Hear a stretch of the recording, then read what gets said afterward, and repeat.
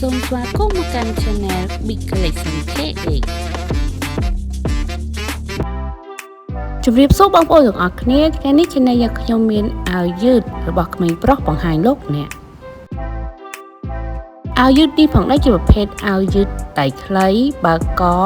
មានល័យពណ៌ខៀវនៅផ្នែកកនិងផ្នែកចុងដៃផងដែរចំពោះផ្នែកខាងមុខមានល័យអក្សរមួយជួរនៅផ្នែកក្លែវនិងមានរូបក្តាន់ផងដែរ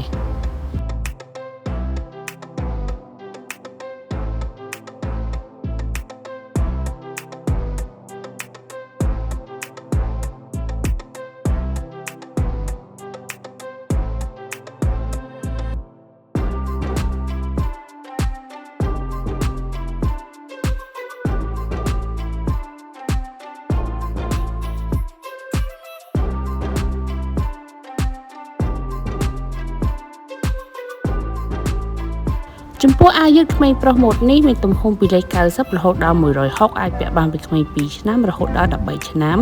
មានពីរពណ៌មានពណ៌សនិងពណ៌ខៀវសូមចុច Subscribe និងសញ្ញារូបកណ្ដឹងដើម្បីទទួលបានវីដេអូថ្មីៗពី Channel យើងខ្ញុំ